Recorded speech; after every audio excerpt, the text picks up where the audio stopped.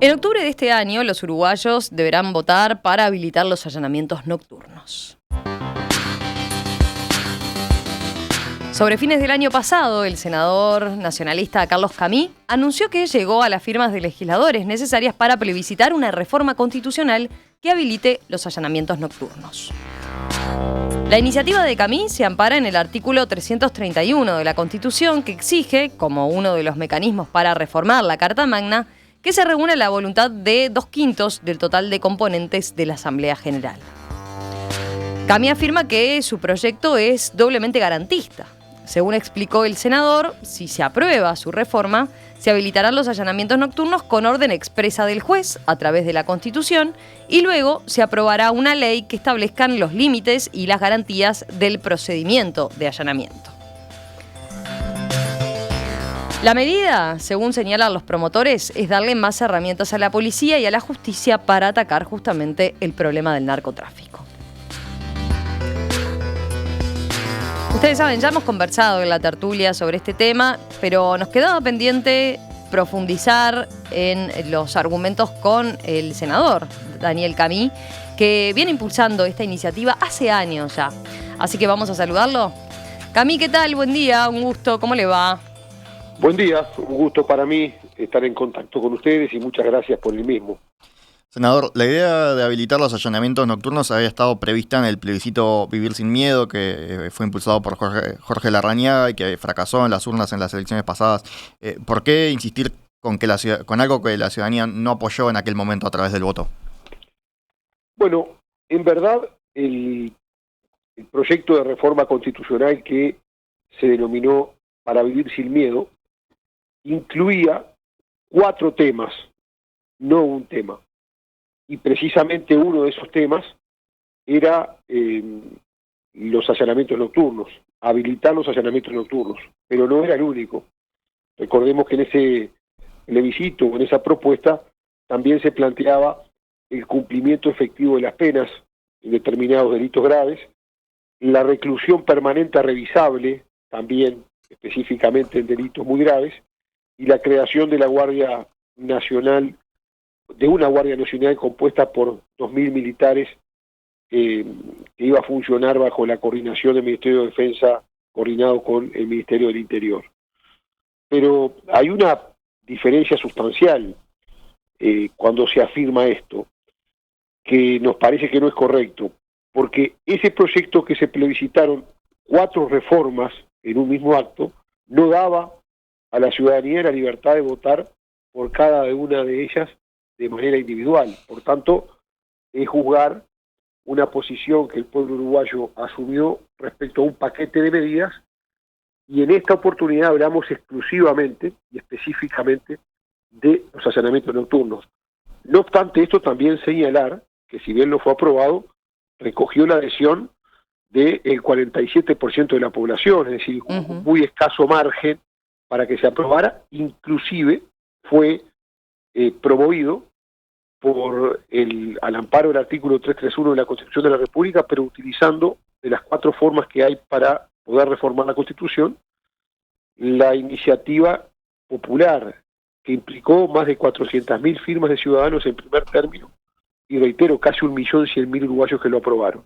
Pero me parece que lo sustancial es que en aquella oportunidad los allanamientos nocturnos eran una de las propuestas que se promovían en el marco de una instancia que no permitía separar, votando o jugando por una propuesta y no por otras.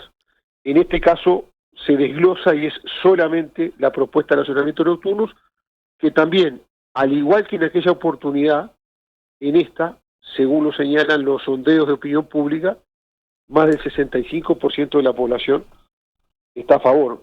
Por tanto, nos parece que es una diferencia que hay que aclararla, y yo personalmente entiendo que está vigente, que es necesario esta medida en función de las circunstancias.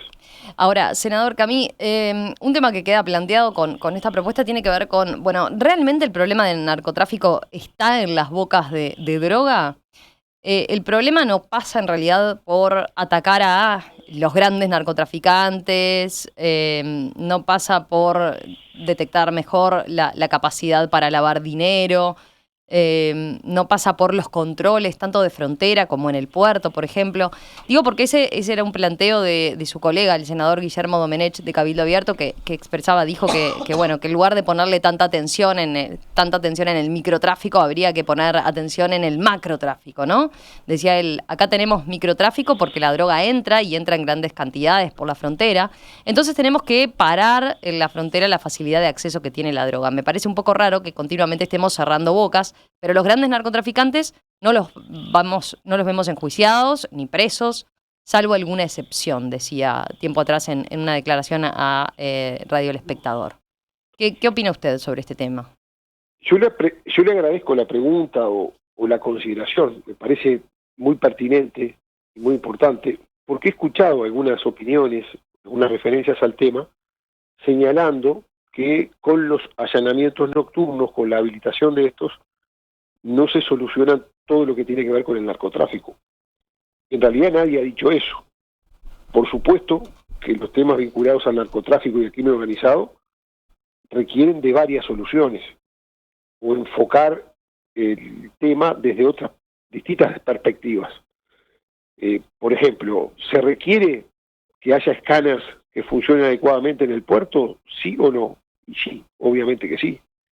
¿Requiere el país también tener más radares que nos permitan tener la cobertura total de nuestro espacio aéreo, que hoy no lo tenemos, para combatir el ingreso de la droga? Sí, se requiere. ¿Se requieren mejores medidas vinculadas al control del ingreso del dinero o del lavado del dinero y las posibilidades de esto? Sí, se necesitan.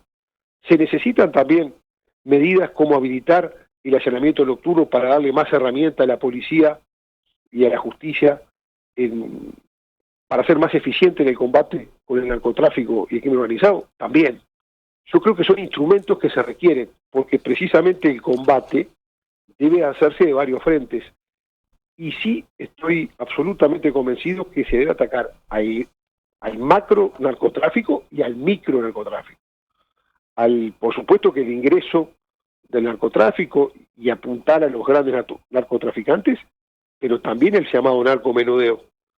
Porque cuando andamos en nuestros barrios, las periferias de Montevideo, de nuestro interior del país, en los lugares donde se registra con mayor virulencia el delito, está vinculado a la presencia de droga y de las bocas de venta de droga. Usted habla con los vecinos y le dicen, desde que funciona la boca, que aparte le señalan, y le dicen, mire senador, en aquel lugar, esa casa, de noche funciona una boca de venta de drogas. Y bueno, ¿y en qué afecta al vecindario? Y afecta porque aumentan los robos, porque hay inseguridad, porque el clima de convivencia no es el mismo. Entonces, también el llamado narcomenudeo o el micro narcotráfico es parte de la lucha con el narcotráfico global. Por tanto, es un instrumento más que como hoy no lo tiene el país. Sin embargo, la inmensa cantidad de los países del mundo lo tienen. Sí, es un aspecto que usted ha mencionado más de una vez, ¿no? Somos de los 4 países en el mundo solo no tienen esta herramienta. Sí, le he puesto énfasis a eso porque yo recurrí a un profesor de Derecho Constitucional de la UNER, que me está asesorando, es parte del equipo que me asesora específicamente en este tema, y recurrí a él para plantearle, el pasado año, un trabajo no menor. Le pedí un estudio que me demoró 8 meses en hacérmelo y me lo entregó, muy minucioso, muy exhaustivo, sobre los textos constitucionales de todos los países del mundo. Entonces se analizaron 203 textos constitucionales. Los 193 países pertenecientes o miembros a la Organización de Naciones Unidas, más los 2 países observadores de Naciones Unidas, que son el Estado Palestina y la Santa Sede, y 8 países que no son miembros, por ejemplo, Kosovo, Taiwán, República Turca del Norte de Chipre, etcétera. Y de todos esos países, es decir, de 203 países de todo el mundo, solamente 4 entre ellos Uruguay, más Guatemala, Cabo Verde y Mozambique, tienen esta disposición constitucional que prohíbe, aún con orden del juez y con las garantías del Estado de Derecho, que ante sospecha fundada de un delito se pueda ingresar mediante un allanamiento en la noche. En el día sí, en la noche no. Es una disposición que Uruguay tiene desde el año 1830, de nuestra primera constitución.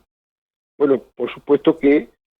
Sí, recordemos el artículo actualmente, es el artículo 11, dice: el hogar es un sagrado inviolable, de noche nadie podrá entrar en él sin consentimiento de su jefe y de día solo de orden expresa del juez competente por escrito y en los casos determinados por la ley. ¿Cómo se propone la enmienda constitucional? Bueno, que diga: el hogar es un sagrado inviolable, nadie podrá entrar en él sin consentimiento de su morador o por orden expresa y fundada de un juez competente dictado por escrito en los casos y formas establecidas por la ley. O sea, se elimina la referencia a noche o día, ¿no? Exacto, esa es centralmente la diferencia, porque este artículo 11, que usted señalaba, de nuestra Constitución, prácticamente es el mismo, era el 135, la Constitución de 1830, y el 151, la de 1918, establecían desde hace casi 200 años esta distinción entre el día y la noche. Y uno puede plantearse, hace casi 200 años, que se diferenciara entre el día y la noche está muy bien, tiene su lógica. Entre otras cosas, por ejemplo, no había luz eléctrica en buena parte de nuestro territorio nacional. Era impensable la posibilidad de que organizaciones delictivas fueran capaces de desafiar al propio Estado. Pero hoy estamos en otra realidad. Aparte, existen garantías del Estado democrático y de la intervención de la justicia que permiten salvaguardar los derechos del ciudadano. En consecuencia, nos planteamos, bueno, a esta altura, una disposición planteada para otra época, está resultando una suerte de beneficio para los delincuentes, que encuentran en la noche las condiciones para desarrollar con más facilidad su actividad delictiva. Por tanto, se convierte en algo muy contrario a lo que imaginó el redactor de nuestra Constitución hace casi 200 años. La idea es que se apruebe esta enmienda que leía Romina recién y que después se apruebe una ley que establezca límites y garantías al procedimiento del allanamiento, ¿no? ¿Qué características tendría esa reglamentación posterior? Bueno, esa reglamentación legal posterior le otorga doble garantía a este procedimiento que se busca habilitar, establecería específicamente en qué casos puede habilitarse por parte del juez el allanamiento nocturno y en qué condiciones. Y esto, por supuesto, aplica desde las condiciones de ingreso de la policía, de la tecnología a aplicar, de las propias garantías en el procedimiento, en la forma, en la logística, etcétera. Hoy funciona en todo el mundo. De hecho, en los países más seguros del mundo, donde tienen menor cantidad de delitos, tienen vigencia los allanamientos nocturnos. Por tanto, los argumentos, con total franqueza, uno obviamente respeta todos los argumentos, pero desde la sensatez y desde el sentido común, parece lógico que se habilite esta herramienta que, por otro lado, nos lo piden desde hace muchos años en este país las voces calificadas para este tema. Es decir, a modo de ejemplo, ya en el año 18 el ex fiscal general, el doctor Jorge Díaz, alertó al Uruguay de que éramos el único país en la región que no teníamos habilitados los allanamientos nocturnos. El expresidente de la Suprema Corte de Justicia, el doctor Jorge Shediac, por ejemplo, la actual fiscal y especialista como fiscal de estupefacientes, la doctora Mónica Ferrero, oportunamente anunció la conveniencia de legislar en esta dirección. Lo hizo, por ejemplo, las principales voces de la policía profesional, tanto en gobiernos anteriores del Frente Amplio como en el actual gobierno. El ex director de la Policía Nacional, el inspector general Julio Guartecho, una referencia policial, ya en el 2012 solicitó como director nacional de la policía que se legislara en favor de la habilitación de este instrumento para la acción policial y de la justicia. El propio ex presidente de la República, José Mujica, se manifestó apoyando la propuesta de allanamientos nocturnos. Dijo textualmente: a una boca hay que entrarle de noche, de madrugada y cuando sea.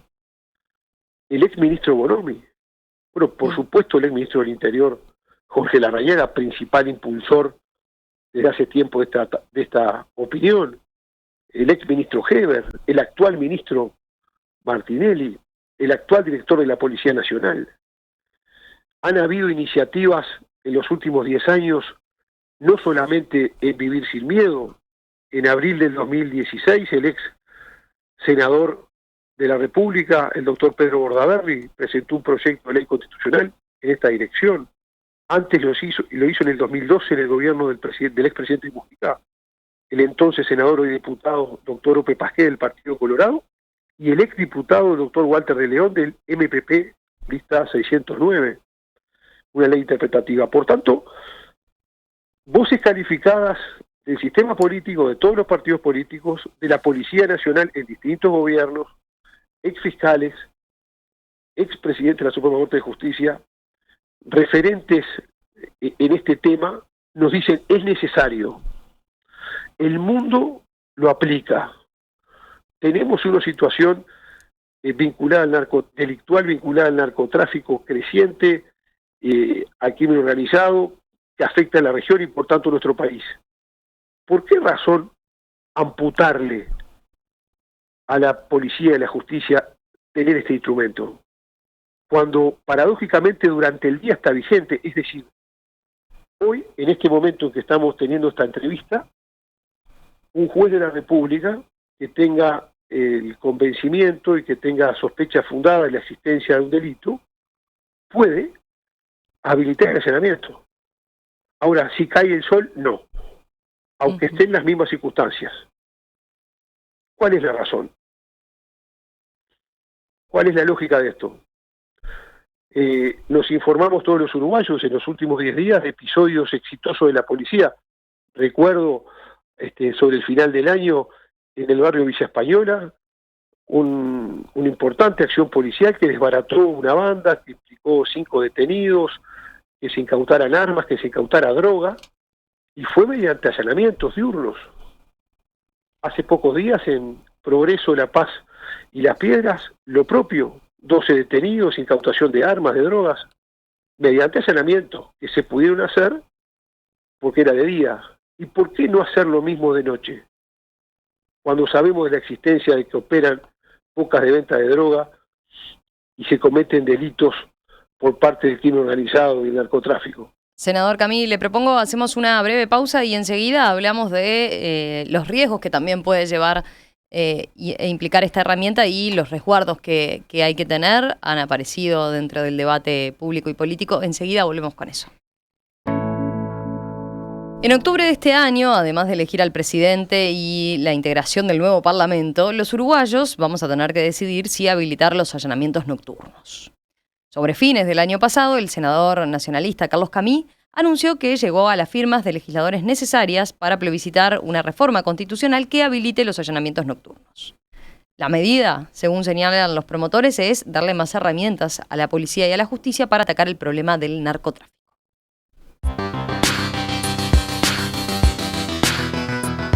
Esta mañana aquí en Perspectiva justamente estamos conversando con el impulsor de esta iniciativa, el senador nacionalista Carlos Camí.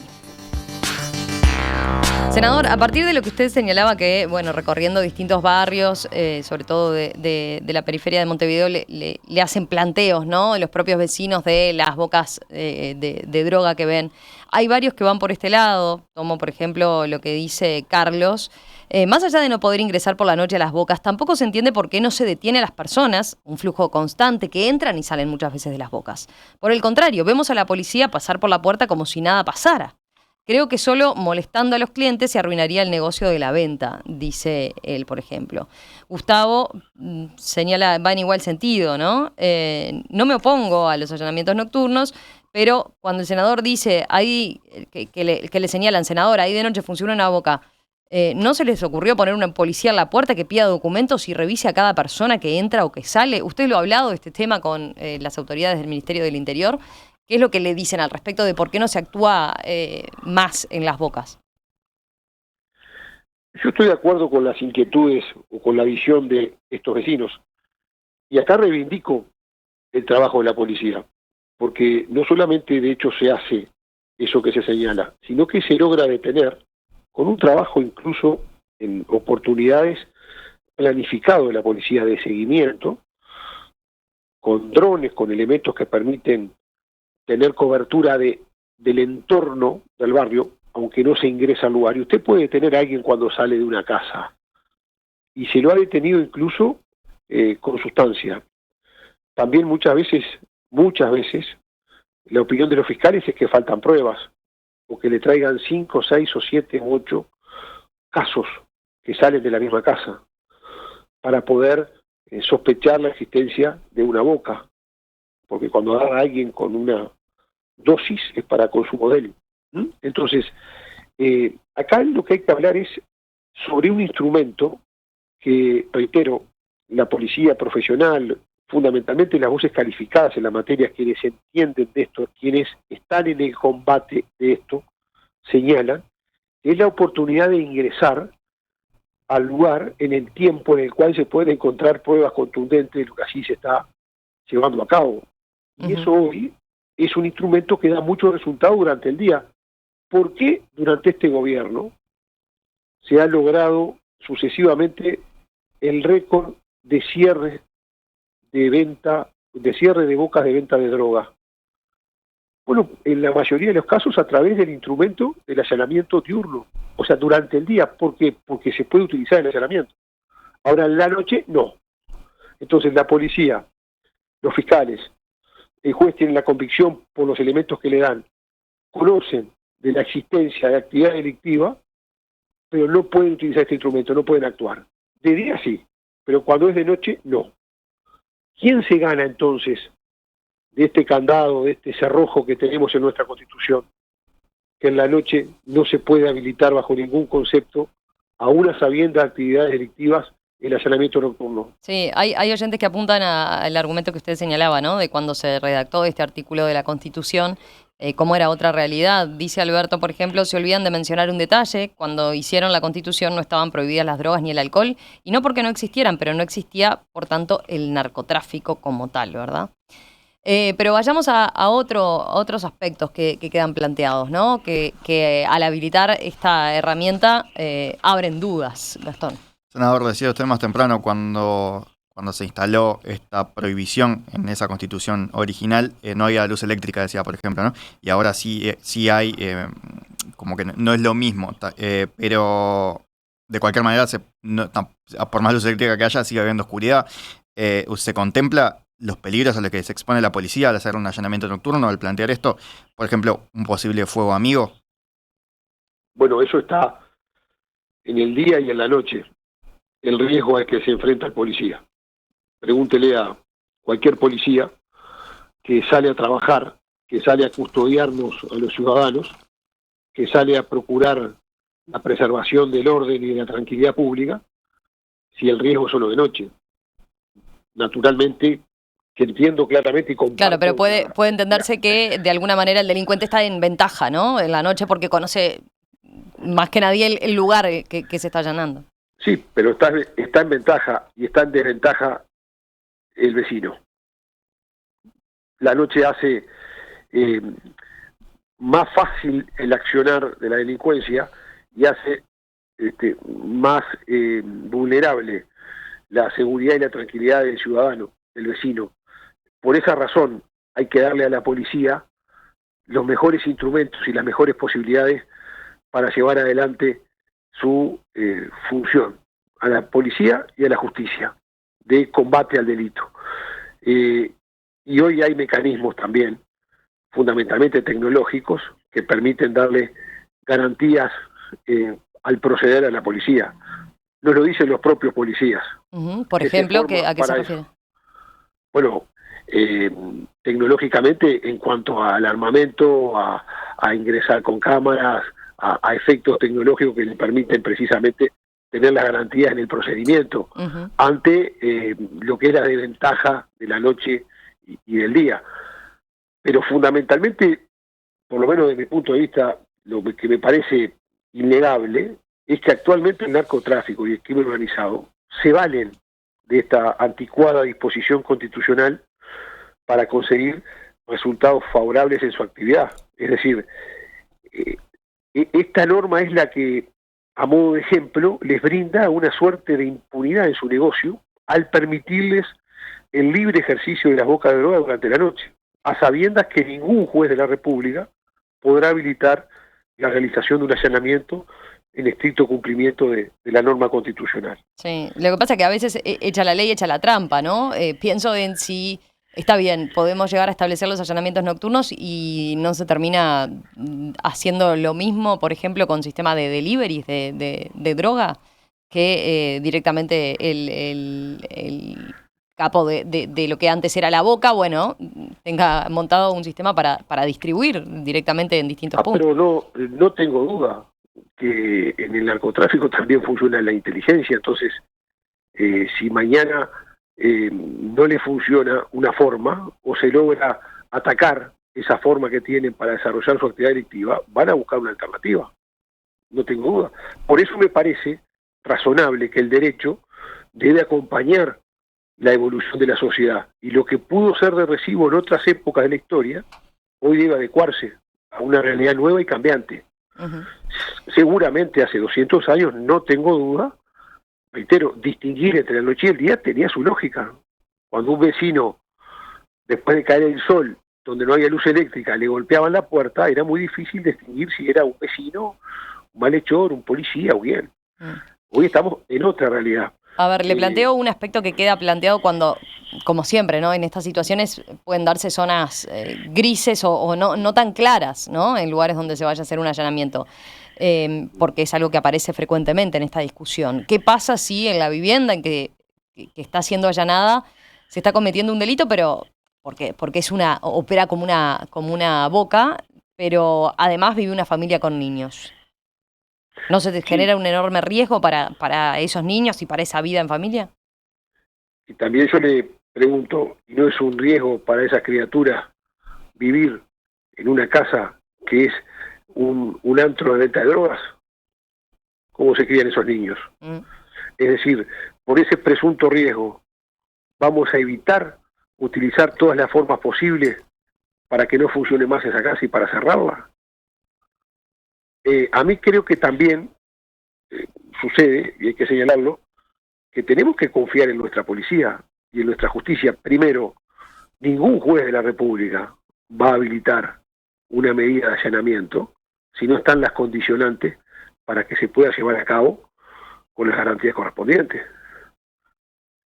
Tenemos que confiar también en nuestro Poder Judicial, en nuestra justicia y en la policía. Yo tengo confianza en la policía y en la preparación de la policía, que se forma también para eso. Pero aparte es el adversario o el enemigo que tenemos hoy. Estamos viendo países de nuestra región en las últimas horas donde el narcotráfico está en una clara señal en una clarísima señal de combatir el poder legítimo. Usted dice, senador, recién, ¿no? Como el tema de el presunto riesgo, ¿no? Para otra familia o integrante de la familia que estén en la vivienda. También mencionó antes, como en otros países que Uruguay es una rareza, ¿no? Que otros países tienen esto habilitado. Le traigo un caso de Estados Unidos donde pasó justamente lo que estamos hablando hace relativamente poco, en 2020.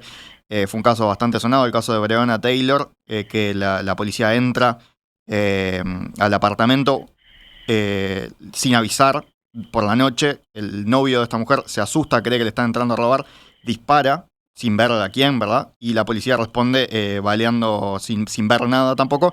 Este hombre no es herido, no resulta herido, pero su novia, esta Breonna Taylor, muere asesinada de 6 balazos por la policía. El caso provocó una discusión a gran escala en Estados Unidos sobre el alcance de los allanamientos nocturnos. Es decir, no estamos hablando de un riesgo presunto, es un riesgo que ha sucedido ya en otros lugares, ¿verdad? No es un caso aislado el de esta mujer, sí fue muy sonado por cómo se dio, pero no estamos hablando tampoco de algo hipotético, ¿verdad? Más allá de confiar o no en la policía, se puede dar situaciones de susto por la oscuridad que estamos diciendo, ¿no? O de imprevistos que se den y aumenta el riesgo por la oscuridad. ¿Usted qué responde a esos cuestionamientos? Y creo que hay riesgos también de día, y han habido situaciones muy sonadas de desgracia en nuestro país, de familiares que ingresaron en noche de la casa a su casa y que se sintieron ruidos y un familiar lo mató. Hubo casos muy sonados. Hay desgracias o hay avatares que pueden suceder en toda participación del ser humano, y puede haber errores, reitero, también de día. Lo que pasa es que ahí también uno puede decir, bueno, puede pensarse que los peligros que genera esta herramienta pueden ser altos en relación a la droga, que también incluso termina incautándose, ¿no? Porque los grandes cargamentos no están los grandes cargamentos no están en las bocas, están en depósitos, por ejemplo, bien resguardados, ¿no? Bueno, primera puntualización que me parece aparte importante señalarla, agradezco la intervención porque me lo recuerda. No agotemos solamente en el narcotráfico o incluso en el narcomenudeo, que es para lo cual puede resultar más eficiente esta medida. Hay otros delitos vinculados al crimen organizado. Pensemos en tratas de personas, pensemos en hechos de violencia doméstica, pensemos en acciones de terrorismo. Hay muchos delitos que pueden verse beneficiados en su combate habilitando esta herramienta o este instrumento. No es solo el narcotráfico, pero también señalando en el caso sonado que como ejemplo se puso en Estados Unidos, ¿cuál es el porcentaje de los allanamientos nocturnos que se frustran? ¿Por qué no hablamos de más del 98% de éxito que tienen? A usted maneja, esa era una pregunta que le íbamos a hacer, ¿no? Porque parece la cifra, no me tome el porcentaje a modo de ejemplo. No tengo, es más, acabo de realizar un pedido de información la pasada semana al Ministerio del Interior dirigido específicamente sobre cuáles son los porcentajes y la evolución de los allanamientos diurnos, que son los que tenemos habilitados en nuestro país en los últimos años. Me consta, sí, que ha sido un instrumento fundamental en el éxito que ha tenido los cierres de boca de droga en los últimos años, que ha evolucionado favorablemente en los años de este gobierno actual. Han sido un instrumento muy importante. Por eso estamos convencidos que en la noche tiene que tener un resultado positivo. Mejor dicho, ¿por qué razón lo que nadie discute, porque funciona bien durante el día, no lo aplicamos en la noche? ¿Quién se beneficia? Es decir, ¿esa ventaja es para el vecino del barrio que nos está escuchando? ¿Que tiene la boca en el barrio? Le planteo... ¿Que sabe de existencia? ¿O es para el delincuente? Le planteo por lo menos uno o dos aspectos más que se suelen mencionar en este debate. Hay quienes señalan que, bueno, que esta medida en realidad de combate tan fuerte al microtráfico y al microtraficante sigue abarrotando las cárceles, ¿no? Y de personas de clase baja. En el último tiempo tenemos el nuevo componente, ¿no? Una gran cantidad de mujeres que incluso para subsistir terminan vinculadas al microtráfico, a mantener en algunos casos la boca que quizás en su momento mantuvo su pareja y hoy ya está en prisión. ¿Qué señala respecto a esto que tendría como consecuencia, ¿no? Un sistema carcelario ya superpoblado, que se le agreguen más personas capturadas y con estas características? A ver, yo creo que el tema puntual que usted manejó en la introducción de la pregunta se soluciona con legislación. Es decir, usted aludió a principalmente penas que pueden afectar a mujeres que con pequeñas dosis de droga o de vínculo a la actividad pueden terminar presas o no. Eso está vinculado a las penas alternativas a la prisión, que también es un gran tema que tiene que plantearse el Uruguay, y estamos dispuestos a analizarlo desde esa perspectiva. Ahora, no, pero ahí yo no me refería sobre todo al ingreso de la droga, ¿no? Que eso se da claramente, pero también, y que ha sido uno de los factores que explica el incremento de mujeres presas por narcotráfico, ¿no? Sino a la mujer que tiene, incluso hasta a veces por presión desde su pareja o algún hombre desde la cárcel, incluso mantener ese negocio, ¿no? Que en su momento la policía pudo haber cerrado.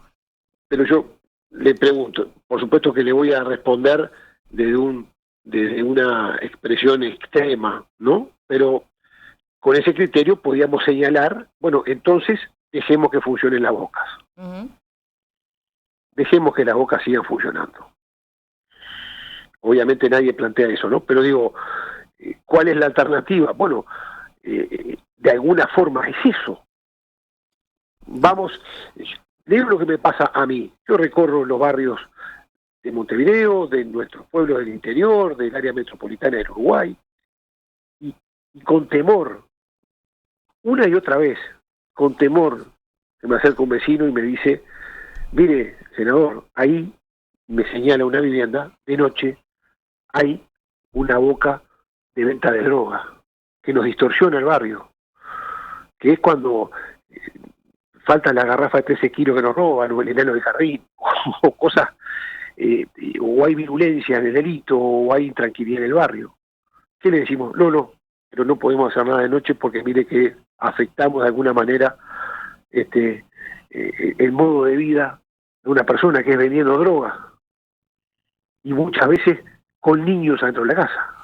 Es que creo que quienes critican eso, ¿no? De que se apunta al microtráfico, lo que quieren decir no es las bocas tienen que seguir funcionando, sino hay que actuar sobre las causas, ¿no? O sea, si se corta el suministro de las bocas porque se actúa sobre el macrotráfico, las bocas no van a aparecer. Ahora, si se mete preso solo al que está en la boca, después habría otra boca en otro lado, o mismo en el mismo lugar, o la pareja de esa persona retoma la venta porque necesita mantener a su familia, ¿verdad? O sea, que pareciera que actuando sobre el último eslabón quizás no sea tan eficiente. Creo que la crítica sobre lo de apuntar solo a los microtraficantes de clase baja va por ese lado, ¿no?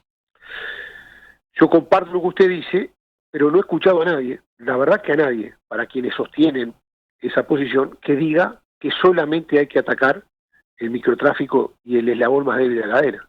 No escucho a nadie que haya dicho que esto implica no hacer nada contra el grande. Es decir, se plantea el grande y el chico, cuando yo creo que hay que atacar al chico, al mediano y al grande y a todo el que esté en el narcotráfico. Y creo que hay que combatir el narcotráfico. Y por supuesto que el que le cierra la boca, o al que agarran con un cargamento, que lo pierde, va a intentar de nuevo. Ahora, reconozcamos también, y no hablo solo de este gobierno, quiero ser muy claro en esto porque es una posición personal que me guía en el pensamiento y en mis convicciones. Yo creo que los gobiernos, todos, tienen aciertos y tienen errores. Involucro a este, que es el mío, y también a los anteriores, que no eran míos. Entonces, eso es así. La pregunta es, reconozcamos que en los últimos días o no hubo casos y cada vez más seguidos de frustraciones de cargamentos muy importantes de droga. Acabamos en un mes de agarrar 2 cargamentos de casi 500 kilos de droga. Un gran trabajo de la policía y de las fiscalías pertinentes actuantes, trabajo de inteligencia, de persecución, no se agarra un día para el otro. Aún con carencias importantes, porque nuestro espacio aéreo no está cubierto en su totalidad, porque también faltan radares. Eso quiere decir que por eso no priorizamos el allanamiento nocturno, o al revés, el allanamiento nocturno implica que eso no se... No, es al grande y es al chico que hay que darle, parejo a los dos. Yo entiendo que el narcotráfico es un tema global, y hay un tema social, por supuesto que hay un tema social, y tiene que ser asumido con integralidad. Tiene que haber más Estado en las zonas más complejas. Tenemos que tener más Estado presente para que sea el Estado el que capte las situaciones de vulnerabilidad y no el narcotráfico, que genera víctimas y que muchas veces se aprovecha de la vulnerabilidad de mucha gente que cae presa de estas organizaciones. Enseguida. ¿Sí? Enseguida continuamos con la entrevista con el senador Carlos Camí para plantearle otros aspectos, por ejemplo, otras alternativas, ¿no? Que se están manejando al respecto para ir por esta herramienta, para habilitar los allanamientos nocturnos. Continuamos esta mañana aquí en Perspectiva hablando de esta herramienta de habilitar los allanamientos nocturnos, sobre la cual los uruguayos podremos decidir en las próximas elecciones nacionales del mes de octubre. Estamos conversando esta mañana con el senador Carlos Camí, de Alianza Nacional, Partido Nacional, que fue el impulsor de esta iniciativa.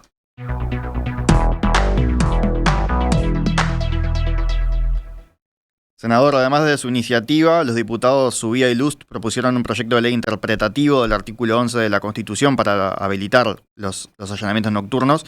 Esta iniciativa mantiene el concepto constitucional de que el hogar es un sagrado inviolable, pero establece que pierde esa naturaleza de hogar cuando ahí se realizan actividades vinculadas con el narcotráfico. Este camino, a diferencia del de reforma constitucional, solo requiere mayoría simple. ¿Está descartada esa alternativa? ¿No tiene la ventaja de ser más rápida? En mi caso, desde mi opinión personal, y respetando de manera particular la opinión de estos dos legisladores que usted menciona, que tienen aparte de la condición de legisladores, ambos la condición particular de haber sido en un caso ex fiscal durante muchos años de la Nación y en otro calificado docente constitucionalista universitario, me he guiado por las opiniones de prestigiosos constitucionalistas del país, de la propia cátedra de Derecho Constitucional, integrantes de esta de la Universidad de la República, que nos señalan con claridad de que es inconstitucional la ley interpretativa. Esa es la razón por la cual, en nuestro caso, nos inclinamos por la reforma de la Constitución. Claramente reformar expresamente la Constitución implica solucionar este tema, si se logra. La ley interpretativa se advierte de su inconstitucionalidad, que podría ser afectada de esto, y por esa razón obviamente no tendría el sentido que persigue. Desde el punto de vista del objetivo es el mismo. Usted dice, acá no quedan dudas, dice usted. Acá claramente no hay duda. Hay que reformar la Constitución y por eso hemos iniciado este camino. Sabemos que la Constitución de la República tiene 4 formas, establece en su artículo 331, para poder allanar caminos de reforma de su texto. Nosotros expresamente fuimos por el camino del literal B del artículo 331, que es la iniciativa ante la Asamblea General, porque establece que el plebiscito, digamos, para confirmarlo de parte de la población, es en la elección nacional. Es decir, ¿por qué lo señalo? Hay otras iniciativas, por ejemplo, una iniciativa de la ley constitucional, permite que en el propio texto se establezca la fecha del sometimiento a consideración popular. Se podría haber hecho ahora, no esperar la elección. Pero a mí me parece importante que también sea en la próxima elección, porque va a ser un instrumento que va a tener el próximo gobierno. Porque aunque pueda parecer, a mi juicio, tal vez poco sensato, algunas voces críticas en este tiempo se han expresado señalando que están en contra del allanamiento nocturno porque el gobierno actual ganó y tiene que gobernar con el instrumento que tiene. Que asuma el problema de la seguridad. Sabía cuando iba a la elección que no iba a tener este instrumento. Entonces, bueno, para que no haya dudas políticas de gente que quiere politizar este tema, bueno, el próximo gobierno, que no sabemos si va a ser de la coalición, o si va a ser del Frente Amplio, o de qué partido va a ser, le vamos a dar este instrumento, si la ciudadanía del país lo cree conveniente, que nosotros entendemos es una buena cosa. Por eso fuimos por esta medida que da certeza plena de su constitucionalidad, y también es donde en realidad el Poder Legislativo participa, en este caso, no en cumplimiento de su función propiamente legislativa, sino de su función constituyente. Y el Poder Constituyente posee mayor jerarquía que el Poder Legislativo. Cuando no se habilita este mecanismo constitucional previsto en el artículo 331 del literal B de la Constitución, se estaría privando al pueblo de ejercer esa libertad. El pueblo tiene la facultad está primero que la acción legislativa, la acción constituyente. Por tanto, será el pueblo, será la gente, será la ciudadanía la que diga en la elección de octubre si está de acuerdo o no está de acuerdo con habilitar los allanamientos nocturnos. Senador Camí, una última pregunta. ¿Qué campaña tiene prevista hacer para promover el voto a favor de la reforma constitucional? Nosotros, después de este receso parlamentario, y no solo parlamentario, del país, vamos a iniciar una ronda de contactos con todos los partidos políticos que han respaldado, porque yo quiero señalar algo de manera muy particular. El requerimiento para habilitar esta instancia de reforma de la Constitución que se establecía era de 2/5 de la Asamblea General, es decir, de la conformidad de 52 legisladores. 52 diputados y senadores en su suma tenían que dar su conformidad para habilitar este proceso. Y se logró la firma de 71 legisladores, bastante más que las que se requería, de los 2/5, más de la mitad de los legisladores. Es una mayoría importante, contundente. Y está conformada por legisladores de 6 partidos políticos: Partido Nacional, Partido Colorado, Cabildo Abierto, Partido Independiente, el PERI y el Partido de la Gente. ¿Y todos esos partidos, dice usted, se comprometieron, por ejemplo, a ensobrar después, al momento del reparto de listas? No. Estos partidos dieron conformidad al proyecto y, por tanto, posibilitaron la promoción de esta iniciativa. Y con ellos quiero hablar de qué manera organizamos o se organiza el trabajo para que la ciudadanía en el mes de octubre, que es la que va a definir, tenga la oportunidad de hacerlo teniendo obviamente la mejor información, las instancias de información que se van generando y el acceso a la boleta que definirá la Corte Electoral, el mecanismo que se va a utilizar para expresar la voluntad de aprobación de esta reforma por parte de la ciudadanía. Ya me han llamado ministros de la Corte Electoral sobre el fin del año para señalarme que la Corte Electoral ya pasó el tema, recibió, primero que nada, sobre el fin de año, la notificación de la Presidencia de la Asamblea General del Poder Legislativo de que se había aprobado, se ha dado conformidad por parte del Poder Legislativo a la iniciativa de reforma, y la Corte Electoral ya lo pasó a la comisión especial correspondiente que instrumenta y analiza el mecanismo de cuántas boletas van a haber, si va a ser una boleta de sí y otra del no, o si va a haber solo una del sí, y con qué condiciones electorales se va a organizar el evento en el mes de octubre. Senador Carlos Camí, de Alianza Nacional, Partido Nacional, gracias por estos minutos esta mañana aquí en Perspectiva. El agradecido soy yo, han sido muy amables. Volvemos a conversar de aquí a allá, seguramente después haya otras instancias, por ejemplo, de debate, así que lo volvemos a convocar en cualquier momento. Gracias. Con mucho gusto, muy amable. Un abrazo.